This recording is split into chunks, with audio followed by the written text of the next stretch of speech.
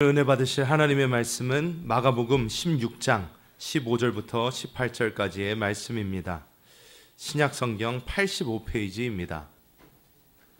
다 같이 합독하시겠습니다. 또 이르시되 너희는 온 천하에 다니며 만민에게 복음을 전파하라. 믿고 침례를 받는 사람은 구원을 얻을 것이요 믿지 않는 사람은 정죄를 받으리라.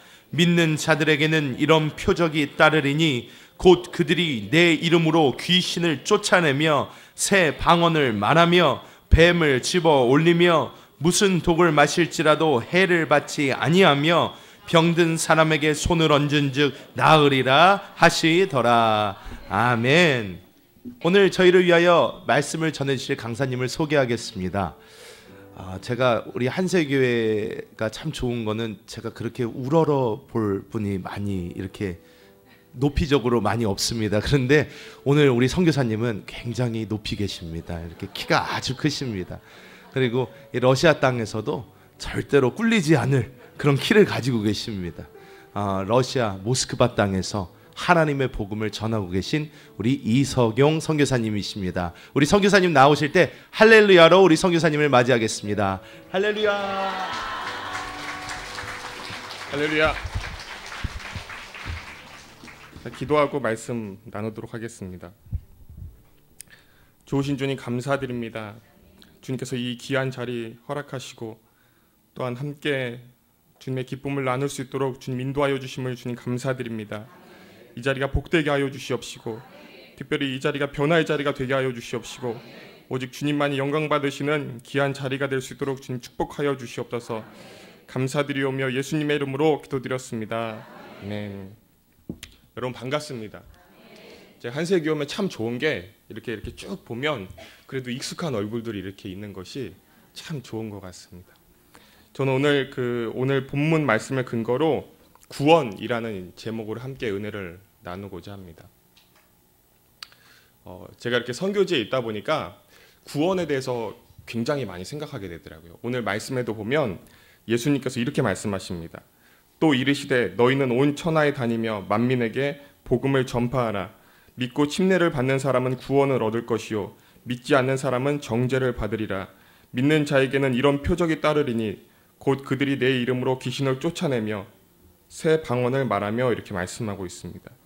여러분 예수님의 그 마지막 지상 명령을 보면 항상 복음에 대해서 관심을 두고 계신 것을 볼 수 있습니다. 마가복음에서도 그렇지만 마태복음에서도 보면 예수님께서 너는 가서 복음 전해라 이렇게 말씀하고 계신 것을 볼 수 있습니다. 근데 여러분 복음의 핵심이 무엇입니까?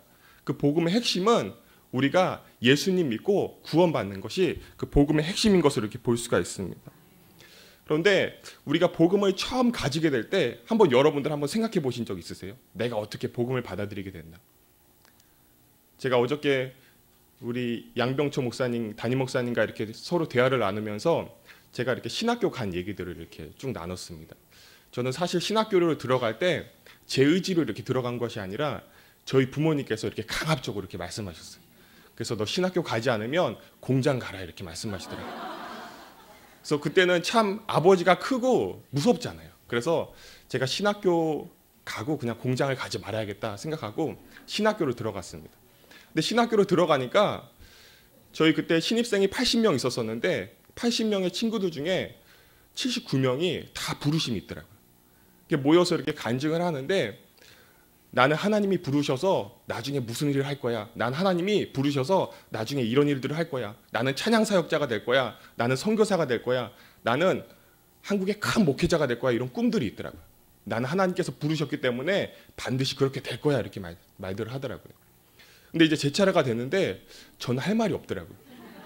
그래서 저는 나는 나중에 얘기해 주겠다고 그렇게 얘기하고 그래서 제가 사실 1년 동안 열심히 조금씩 아르바이트를 해서 돈을 모아서 내가 우리 아버지와 연을 끊어야 되겠다 이렇게 생각하고 내가 내 인생을 살아야지 내가 여기서 묶일 수는 없다 이런 마음에 제가 그런 마음들이 있었어요. 그런데 이 친구들이 하나하나 자신의 꿈을 얘기하는 걸 보니까 제 마음에 시기 질투가 생기더라고요. 하나님 저는 모태신앙이고 여러분 그런데 재밌는 건 뭔지 아십니까? 우리가 흔히 얘기할 때 모태신앙은 못한다는 신앙이라고 모태신앙 이렇게 얘기해요. 그런데 모태신앙의 특징이 있습니다. 모태신앙의 특징은 내가 하나님을 왜 믿어야 되는지 고민하지 않아요. 오히려 어떻게 내가 하나님을 더 잘 믿을 수 있을까? 하나님께 더 사랑받을 수 있을까를 고민합니다. 그래서 저는 사실 모태신앙이 아니라 그래도 참 좋은 신앙이다 생각을 해요. 그래서 모태신앙이 참 중요하더라고요. 그래서 하나님께서 제 마음 가운데 질투를 주셨어요. 저들은 다 꿈과 비전이 있는데 왜 하나님 저한테는 그런 것이 없습니까? 그래서 제가 1년 동안 여기 안양에 가면 기도원이 하나 있는데 그 기도원에 열심히 다니면서 하나님 앞에 부르짖었어요. 도대체 왜 나는 없습니까? 내가 이 신학교를 떠나더라도 나도 뭔가 부르심이 좀 있었으면 좋겠습니다. 내가 신학을 하던 아니면 다른 일들을 하던 하나님의 그 부르심이 나도 좀 있었으면 좋겠습니다. 근데 제가 더 질투났던 것은 무엇이냐면 제가 4년 동안 신학생활을 하면서 이렇게 주변에 이렇게 친구들을 보면 참 기도 열심히 하더라고요. 저도 나름 기도 열심히 했는데 그 친구들은 기도하면 하나님이 응답해 주셨어 이렇게 얘기하더라고요. 특별히 등록금이 부족할 때 주변 친구들은 내가 열심히 기도하니까 하나님께서 정확한 그 순간에 등록금을 채워주시더라 저한테 이렇게 간증을 하더라고요. 그래서 저도 등록금이 부족해갖고 저도 열심히 한번 기도해봤습니다. 근데 등록금이 채워지지 않더라고요.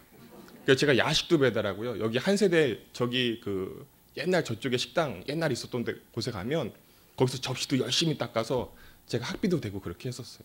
나는 이렇게 고생해서 학비를 대는데 왜 저들은 그냥 공짜로 받을까? 그래서 제가 하나님 앞에 도대체 하나님 저는 왜 그렇습니까? 그래서 제가 신학교 3학년이 됐을 때 요 위로 올라갔습니다. 교무과로 올라가갖고 학교 그만두려고 자퇴서를 작성하려고 딱 그 자퇴서를 들고 있었어요. 근데 그때 마침 제 친한 그 형 한 분이 계셨는데 그분이 저한테 오셔서 이렇게 말씀하시더라고요. 제 사정은 알지 못하시고 오늘 너 나랑 같이 한번 예배 드리러 가자 이렇게 말씀하시더라고요. 그래서 제가 강압적으로 끌려갔어요. 근데 제가 그분의 마지막 소원이라 그래서 들어드렸는데 그 소원을 드렸던 것이 그분이 평생 동안 저한테 신학교 그 생활 동안에 저한테 너무 잘해주셨어요. 많이 도와주시고 격려도 해주시고 많이 가르쳐주시고 그러셨던 분이라 제가 이분의 마지막 소원을 들어드리고 내가 신학교를 그만두자 이렇게 생각하고 자퇴서를 주머니에 넣고 그분과 함께 예배 드리러 갔습니다. 근데 그 예배 가운데 참 감사한 것이 제가 가서 여러분들 지금 찬양하시듯이 막 열심히 찬양한 것도 아니고 그냥 가만히 앉아 있었어요. 가만히 그냥 찬양 어떻게 하나 구경하고 저들은 왜 기뻐서 뛸까 이런 생각하고 나는 이렇게 고통스러운데 그런데 그 예배가 맞춰졌을 때 제가 그때 사실 설교 말씀이 무엇인지도 생각나지 않더라고요. 근데 예배가 끝나고 이렇게 나오는데 하나님께서 그러시더라고요. 석용아 내가 너 참 사랑한다 이렇게 말씀하시더라고요. 그런데 3년 동안 고민했던 것이 그때 싹 풀리더라고요. 그래서 제가 그때 하나님 앞에서 느꼈던 것이 뭐냐면 내가 너무 내 중심으로 살았구나. 너무나 내 생각과 내 방법대로 살았구나라는 것들을 깨달았습니다. 여러분 제가 오늘 구원이라는 말씀으로 여러분과 함께 은혜를 나누고자 하는데 여러분 구원이라는 것이 무엇입니까? 우리가 흔히 생각할 때 내가 하나님 앞에 구원받았으면 내가 하나님께 기도하면 그것은 하나님이 나를 잘 인도해 주시고 하나님께서 내가 기도하면 다 응답해 주셔야 돼 이렇게 생각해요. 그리고 우리가 하나님께서 잘 인도해 주시지 않는 것 같으면 또 응답해 주시지 않는 것 같으면 마음 가운데 어떤 실망도 생기고 낙심도 생기고 하나님에 대한 원망도 생기는 것을 볼 수 있습니다. 그런데 신앙이라는 것이 무엇입니까? 여러분 우리가 구원받았다는 것이 무엇입니까? 구원받았다는 것은 내 생각을 버리는 거예요. 내 방법을 버리는 거예요. 우리가 흔히 생각할 때 구원받았지만 우리가 아직 구원받지 못한 거예요. 우리가 구원받았으면 중요한 것은 내가 하나님 중심으로 살아야 된다는 것입니다. 여러분 우리가 처음 구원받았을 때 목사님께서 뭐라고 말씀하세요? 목사님께서 회개해야 된다 이렇게 말씀하십니다. 여러분 그런데 그 회개라는 것이 다른 것이 아니에요. 우리가 흔히 알고 있는 회개라는 것은 돌아오는 거예요. 내가 가던 길 잘못된 길 가다가 다시 돌아오는 거예요. 그런데 회개에 또 다른 중요한 뜻이 있습니다. 회개라는 것은 내가 꼭 잡고 있던 나를 이렇게 놔버리는 거예요. 그리고 하나님을 꼭 잡는 것입니다. 그리고 그때 하나님께서 나한테 죄사함을 주십니다. 그 죄사함이라는 건 무엇이냐면 이제 더 이상 내가 내 방법, 내 논리대로 살아가는 것이 아니라 내 계획대로 살아가는 것이 아니라 하나님의 방법, 하나님의 계획에 철저하게 순종하는 거예요. 그래서 제가 핸드폰 번호 끝자리가 1609입니다. 근데 1609가 뭐냐면 여러분 뭔 거 같으세요? 1609. 1691입니까? 잠언서 16장 9절 말씀입니다. 잠언서 16장 9절 말씀해 보면 사람이 자기의 인생을 잘 계획할지라도 그 길을 인도하시는 것은 하나님이시다라는 거예요. 여러분, 우리가 이것을 기억해야 됩니다. 우리가 구원 받았으면 내 인생을 내가 인도하고 내가 계획하는 것이 아니에요. 제가 신학교 3년 동안 그렇게 고민하고 그렇게 하나님을 원망했는데 제가 잘못한 것이 있더라고요. 그것은 제가 제 인생을 계획했던 거예요. 하나님 제가 신학교 왔으면 하나님 제 인생을 책임져 주셔야죠. 제가 이곳에서 뭔가 놀라운 하나님의 그 기적을 경험해야죠. 제가 등록금이 없으면 그렇게 열심히 한 달 넘게 기도하면 하나님께서 그것을 좀 도와주셔야죠. 그것이 제 인생의 계획이고 제 방법이었어요. 그런데 하나님의 방법은 그것이 아니더라고요. 하나님의 방법은 하나하나 계획하시더라고요. 여러분, 그래서 여러분 삶 가운데 잘 안 되고 때로는 점점 없어지는 것들이 있더라도 철저하게 하나님을 붙잡으십시오. 여러분, 요셉의 삶을 한번 보십시오. 요셉의 삶을 보면 창세기 39장에 이렇게 얘기합니다. 하나님이 요셉한테 말씀하시는데 39장 2절 3절에 보면 요셉아 너는 형통하다 이렇게 말씀하세요. 39장 2절에도 말씀하시고 39장 3절에도 이렇게 말씀하세요. 그런데 여러분, 요셉의 삶을 한번 잘 살펴보시면 39장에서는 요셉은 이미 그 시위대장 보디발에게 잡혀서 노예로 이렇게 팔려간 상태였어요. 요셉의 삶을 보면 처음에 하나님께서 원대한 꿈을 주십니다. 너희 모든 형제들이 너한테 다 절을 할 거야.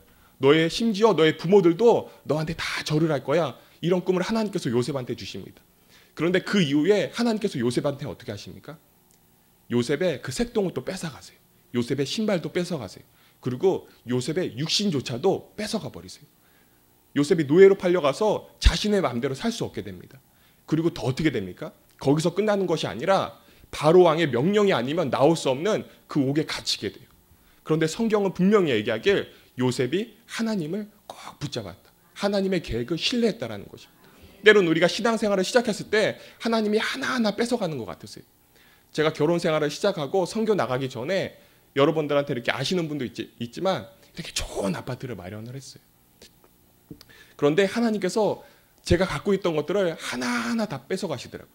제가 한국에서 열심히 노력하고 준비했던 그 기반들을 하나하나 다 뺏어가시더라고요. 그러니까 처음에 저는 그것이 축복이 아니라고 생각했어요. 그것이 하나님의 방법이 아니라 그냥 내가 하나님 앞에 올바로 서지 못해서 내가 잘못되어 갖고 있나 보다 이렇게 생각을 했었어요. 근데 우리가 흔히 신앙생활할 때 그렇지 않습니까? 저희 통역 집사님도 가끔 그런 말씀하세요. 내가 좀 아프고 내가 좀 잘 안 되면 내가 뭔가 죄를 졌나 보다 저한테 상담하시더라고요. 근데 제가 그분한테 이렇게 항상 말씀드리는 것이 하나님이 우리 삶을 하나하나 뺏어가는 것 같지만 그것은 뺏어가는 것이 아니라 하나님께서 인도하시는 것이다 이렇게 말씀드립니다. 하나님께서 저한테 등록금을 주시지 않은 이유도 있더라고요. 제가 등록금을 주시지 않아서 한 6개월 정도 접시를 열심히 닦았는데 접시를 닦기 위해서는 접시를 식당 밖에 나가서 갖고 들어와야 돼요. 근데 제가 참 단점 하나가 얼굴이 빨개지는 단점이 있어요. 지금 여러분 앞에서 얼굴이 빨개지지 않잖아요. 제가 단점 하나가 얼굴이 빨개지면서 말을 잘 못해요. 머리가 그냥 멍해지고 그런 단점이 있습니다. 그런데 그 6개월 동안 제가 그 일을 하다 보니까 사람이 담대해지더라고요. 처음에는 식당에 접시 가지러 나가기가 너무나 부끄럽고 너무나 괴로웠어요. 왜냐하면 거기 제가 아는 선배들도 있고 후배들도 있고 그런데 제가 큰 앞치마를 앞에 두르고 큰 장화를 신고 그 앞에 이렇게 그릇을 가지러 나가는 것이 너무나 두렵더라고요. 그런데 그것을 6개월 동안 하다 보니까 그 마음 가운데 담대함이 생기더라고요. 참 감사한 게 그 6개월 후에 제 얼굴 빨개지는 게 없어지고요. 제가 앞에서 떠는 것이 없어졌어요. 될 대로 되라. 당당하게 되더라고요.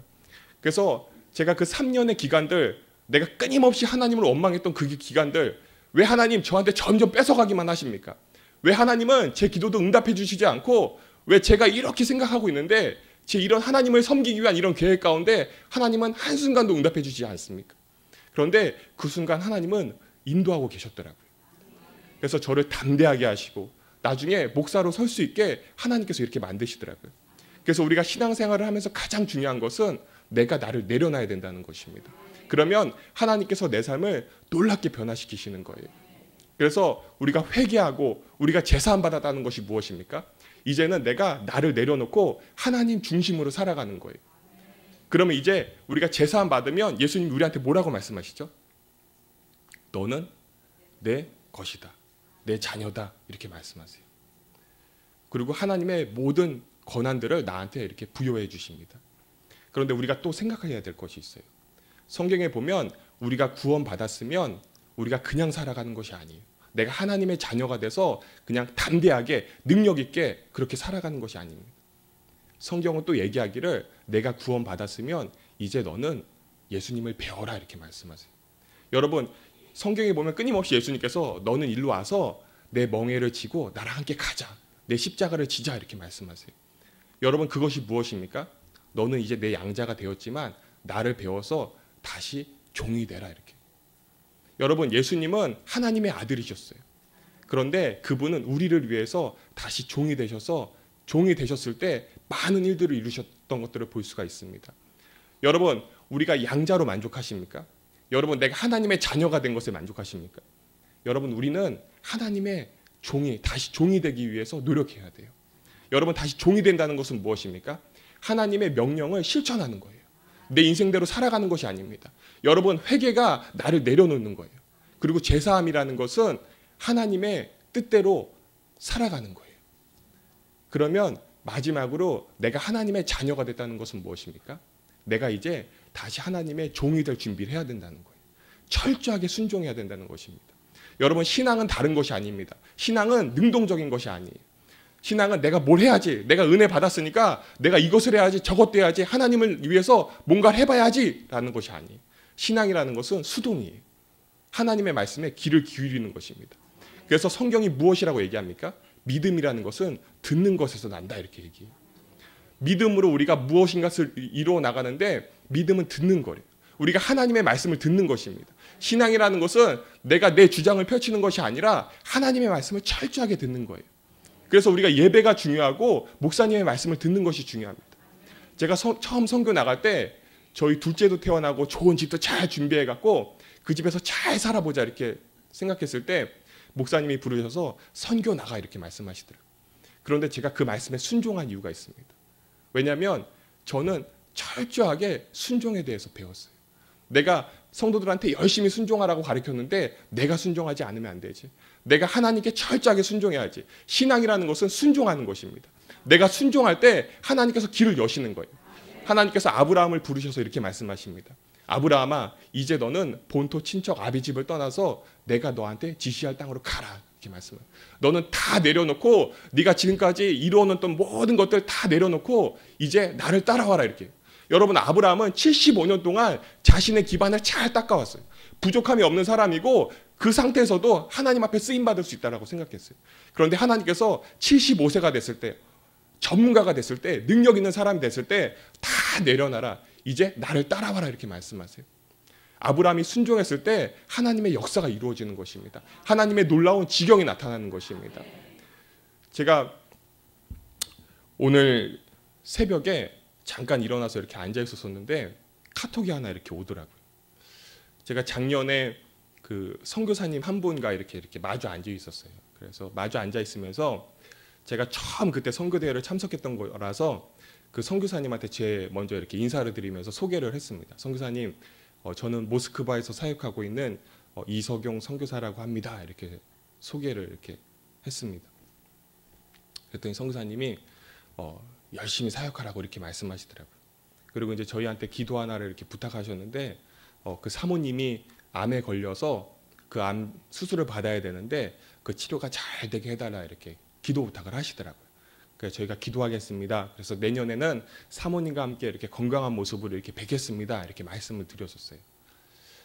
근데 제가 소식을 듣기로는 그 사모님의 암이 잘 치료되었다 이런 소식을 들었는데 올해 이렇게 다시 이렇게 들어와서 얘기들을 이렇게 들어보니까 주변에서 이렇게 선교사님들이 이렇게 말씀하시더라고요. 그 목사님 사모님이 그 암이 있었었는데 그 암이 전이 돼서 이제 삶이 얼마 남지 않으셨다 이렇게 말씀하시더라고요. 그러니까 원래 암이 있었던 부위는 잘 치료가 됐는데 그 수술하는 과정 가운데 전이 된 부분들을 발견하지 못한 거예요. 그래서 그 암이 퍼져갖고 이제 사모님의 삶이 한 달 남았다 이렇게 말씀하시더라고요.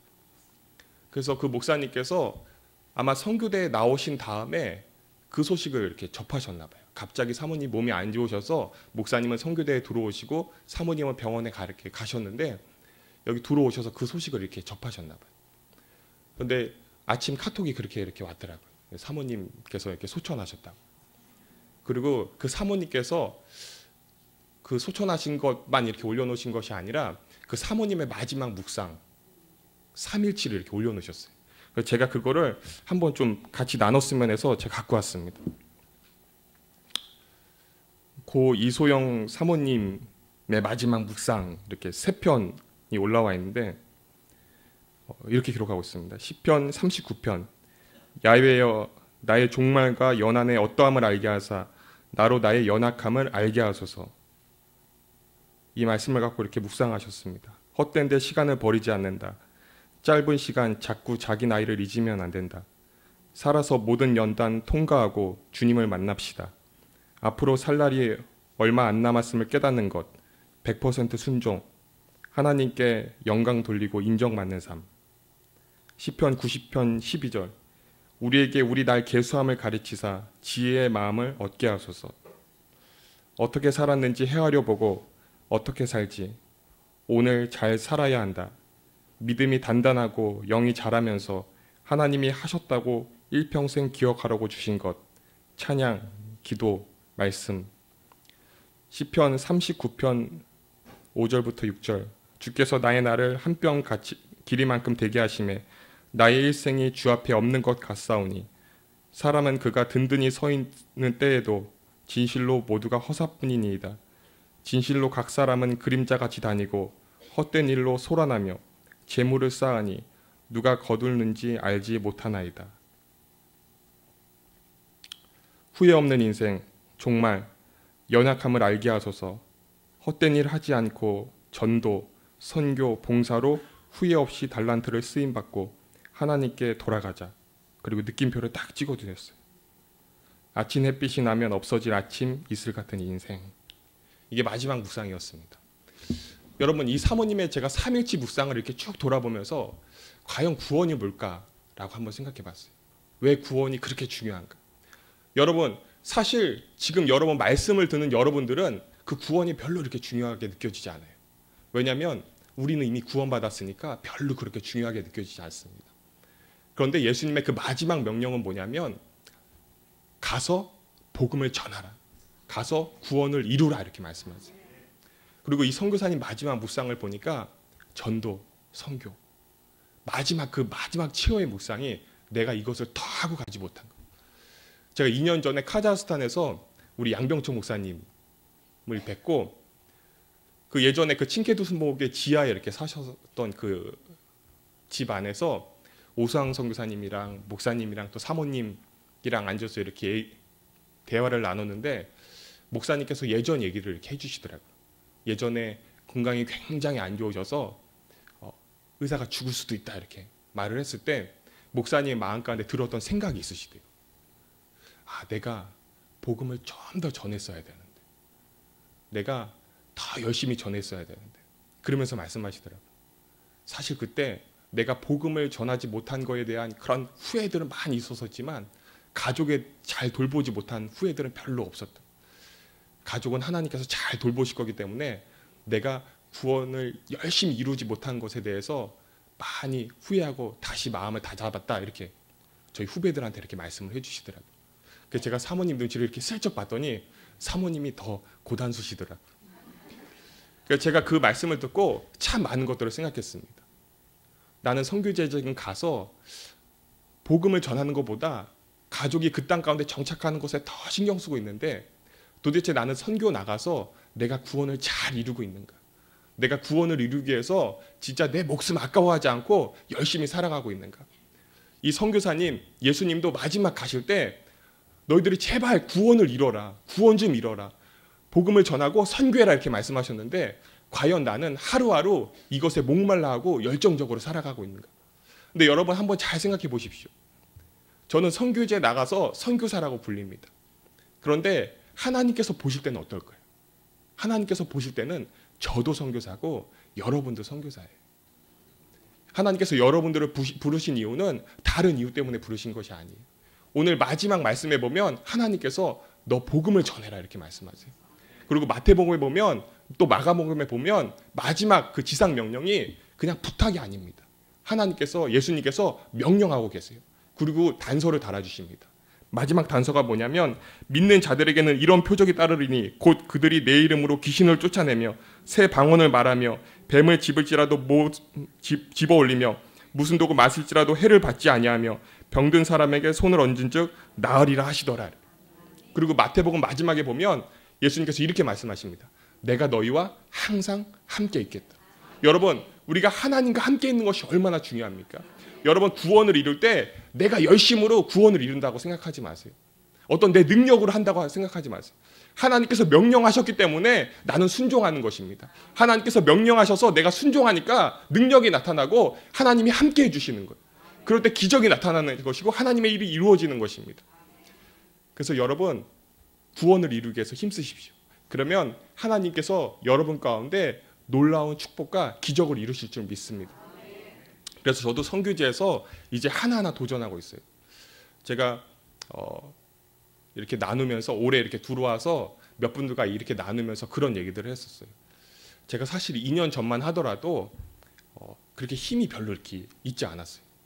그래서 제가 이렇게 힘이 쭉 빠져 있으니까 저희 아내가 저한테 와서 왜 이렇게 힘이 빠져 있냐고 정신 차리라고 이렇게 저한테 얘기를 하더라고요. 그러니까 제가 사실 그 얘기 듣고 정신이 조금 바짝 나긴 하더라고요. 그래서 러시아 목사님들이 저한테 와서 이렇게 가끔씩 물어봐요. 당신은 선교사로 이 땅 가운데 왔는데 이 땅 가운데 뭘 할 겁니까? 이렇게 얘기를 물어보면 제가 2년 전에는요 이렇게 대답했습니다. 잘 모르겠습니다. 그렇게 대답했어요.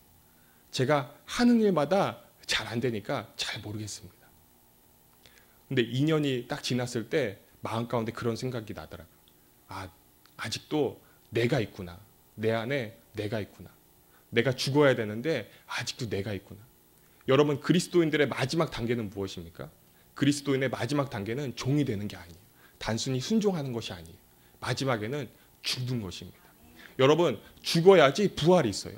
죽어야지 온전한 구원이 완성되는 것입니다. 내가 죽지 않으면 하나님께서 전혀 일하지 않으시더라고요.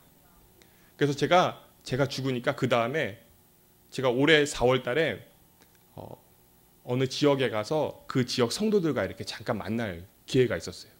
그런데 재밌게도 2년 전에 그 러시아 목사님이 했던 질문을 그 성도가 저한테 질문을 하더라고요. 목사님은 선교사로 이 땅 가운데 왔는데 이곳에서 어떠한 사역들을 할 겁니까? 그래서 제가 그분한테 말씀드렸어요. 나는 이러한 사역을 할 것입니다. 이것이 내 사역의 목표입니다. 난 이것을 하다가 러시아를 떠날 것입니다. 이렇게 말씀드렸더니 그 성도가 그렇게 얘기하더라고요. 목사님, 그게 이 러시아 땅 가운데 진짜 필요한 사역입니다. 이렇게 말씀. 그래서 제가 저를 내려놓으니까 하나님께서 그때 저한테 꿈을 주시더라고요. 여러분, 믿음이라는 것이 무엇입니까? 우리가 믿음을 통해서 일을 이루는데 그 믿음이라는 것이 무엇입니까? 믿음이라는 것은 내 노력이 아니에요. 내 능력이 아니에요. 그것은 하나님의 말씀이 바로 믿음입니다. 여러분, 하나님의 말씀이 아니고는 믿음이 아니에요. 그냥 내가 생각한 것, 내가 굳게 믿은 것, 그것이 믿음이 아니라 하나님의 말씀이 믿음이에요. 그래서 우리가 기도할 때도 하나님의 말씀을 붙잡고 기도하잖아요. 하나님의 말씀으로 구원을 이루어내는 것입니다. 그런데 오늘 말씀에 보면 하나님께서 이렇게 말씀하세요. 가장 핵심적인 말씀입니다.